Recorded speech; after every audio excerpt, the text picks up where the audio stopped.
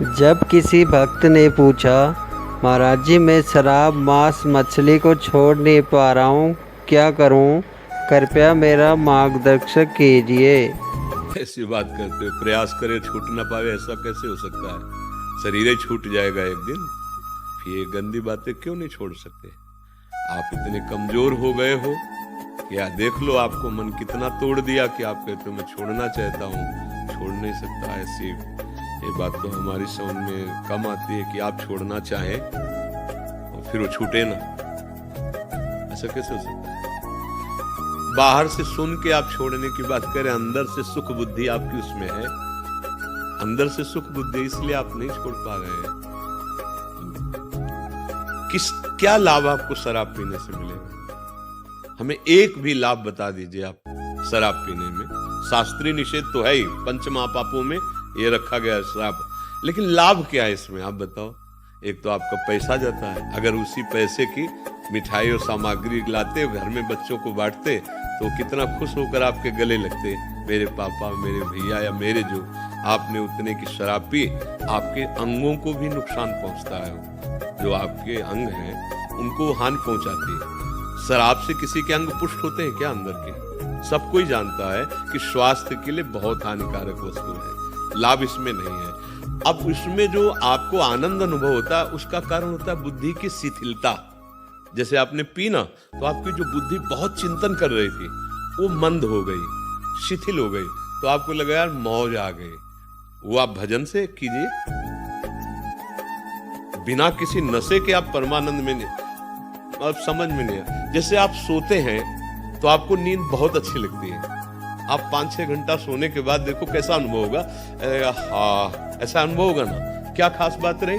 6 घंटे संसार का चिंतन नहीं किया, उससे खास बात ये रही कि बुद्धि 6 घंटे संसार का चिंतन नहीं की, इसलिए वो सुख का अनुभव कर रही। तो जागृत में भी ऐसी अवस्था की जा सकती है, भगवान का चिंतन करते हुए सत भावना से आप तो देखो 6 घंटा आप जो नींद लेते उसमें जो आपको सुख मिलता है वो संसार का चिंतन छोड़ने के कारण है। आप 6 घंटे संसार के चिंतन से रहित रहे तो आपको लगा हाँ, और इंद्रियां बलवान हो गई, चेतना नई जागृत हो गई। और अगर ये ऐसा जागृत में हो कि असत चिंतन संसार का हो ही ना, तभी तो चलते फिरते उठते बैठते महात्मा समाधि में कहा जाता है, क्योंकि भगवान के चिंतन में रहता है। भैया जो शराब से तुम या किसी नशे से, आप देखो गंभीरता से देखना, वो तुम्हारी बुद्धि को शिथिल करता है, तुम्हारी चेतना शक्ति को शिथिल करता है। तो तुम्हें लगता है कि बहुत मस्त है। जहां तुम्हें हाथ रखना चाहिए रखने के सामर्थ्य नहीं, जहां पैर रखना चाहिए वहां रखने के सामर्थ्य नहीं, जो तुम्हें बोलना चाहिए बोलने के सामर्थ्य नहीं, तुम्हारी सामर्थ्य को वो दबा दिया। तो तुम उसको क्या मानते हो कि वो बड़ा मौज आ गई, बड़ी मस्ती आ गई। नहीं, आप लोगों ने तो देखा होगा, हमने यहाँ देखा अपने वृंदावन में, जब रात्रि में आ रहे थे तो एक छोटी सी नाली थी, और एक भैया जी यही पान किए हुए थे, तो अब वो नाली को ऐसे देख रहे जैसे समुद्र पार कर रहा। बार बार पैर ऐसे उठाते फिर ऐसे करते, आखिरकार वो छोटी सी नाली में उसी में गिर गए। अब बताओ क्या ये सुख है सर आपका?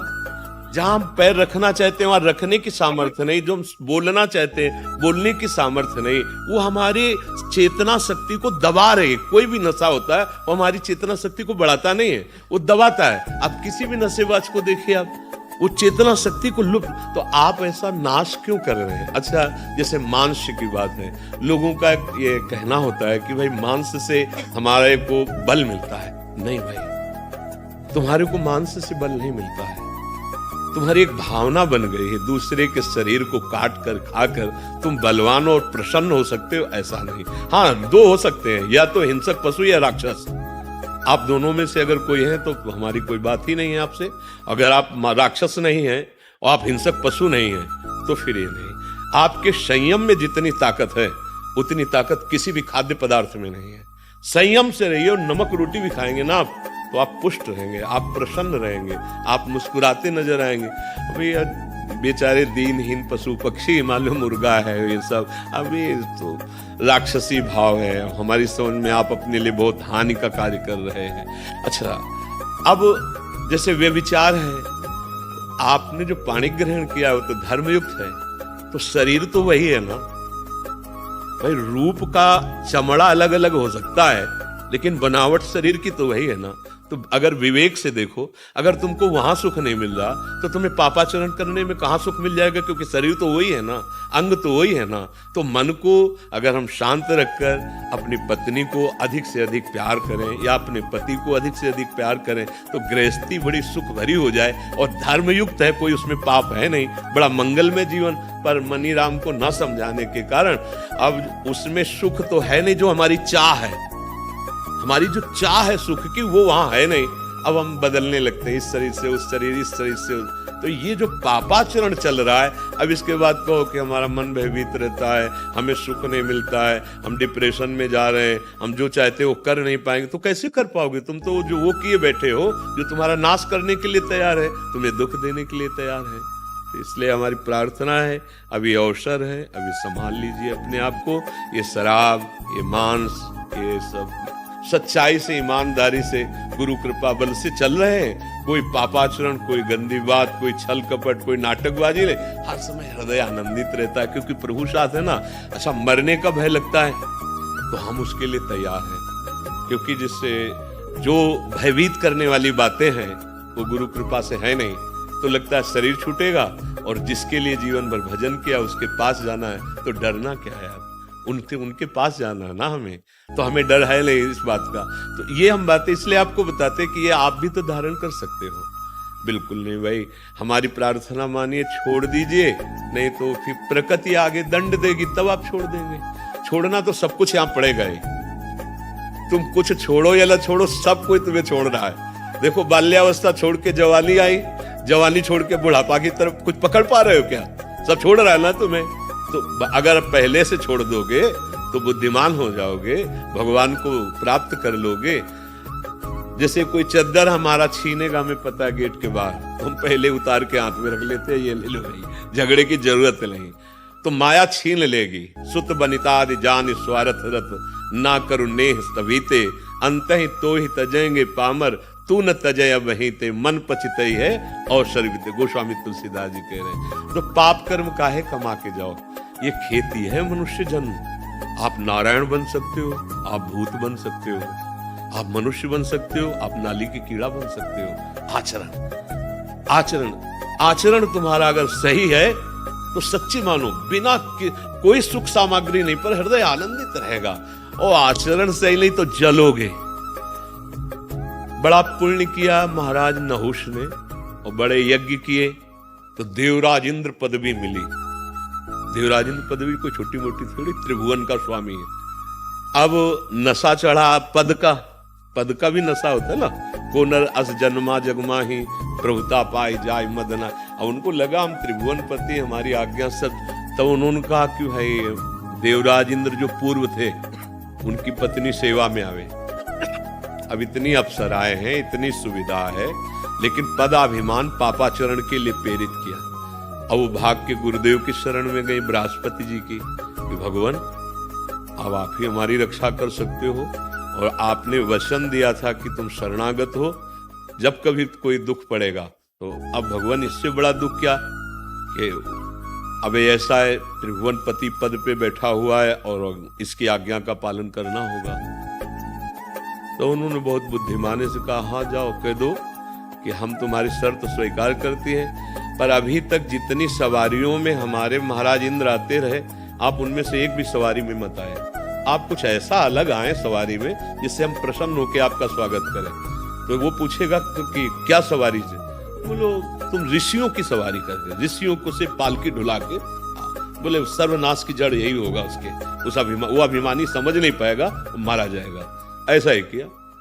सची जी गई और कहा कि हम आपकी जो आज्ञा गई थी उस पर विचार किया है। तो कभी एरावत पे देवराज इंद्र आते हैं, कभी विमान पे आते हैं। हम चाहते हैं आप ऐसे सवारी पे आओ कि आज तक कोई इंद्र ऐसा किया ही ना हो।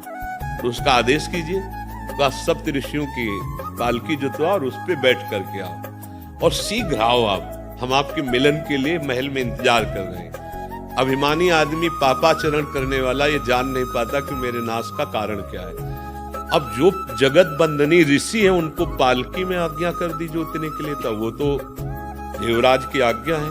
अच्छा, इतना व्याकुल हो गया कि कहा सर्प सर्प सर्प, सर्प माने होता तीव्र गति से चलो, हाँ जल्दी, लात मारी ऋषि के मस्तक पे, कहा सर्प, बस लौट पड़े और कहा कि नीच पापी, तू त्रिभुवन पति पद पर बैठ करके और हम ब्रह्म ऋषियों को पाल, जा सर्प हो जा। तो 10,000 वर्ष तक अजगर योनि को प्राप्त हुई। कहा देवराज इंद्रपद और कहा अजगर योनि।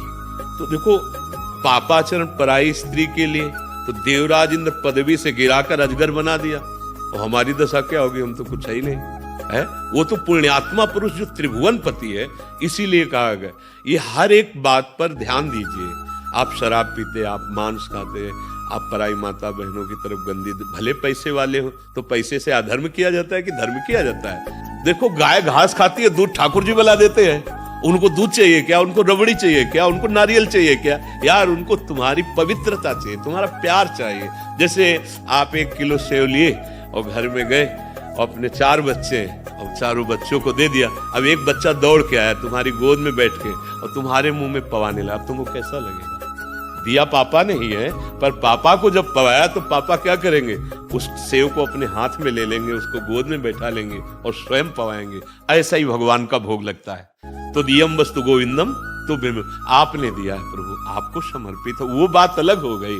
ऐसा नहीं कि तुम पापाचरण करो और फिर भगवान को भोग लगा दो, या मंदिर में जाके नारियल चढ़ा दो, या धूप बत्ती अगरबत्ती। जितनी सुगंध है भगवान के श्री अंग की सुगंध के एक अंश के बराबर भी नहीं। उसमें तुम्हारा जो भाव है कि प्रभु आप प्रसन्न हो जाओ, तो वो अपनेपन से प्रसन्न होते। नाम जब करो, किसी से आशीर्वाद मांगने की जरूरत नहीं। ये गंदे व्यसन छोड़ो, खुद देखो परमानंद में प्रभु तुम्हारे हृदय में बैठे हैं। भगवान कोई लोभी लालची व्यक्ति थोड़ी है कि माल छलाओ तो तुम्हारी तरफ और माल ना छलाओ तो ऐसा ले ऐसा ले।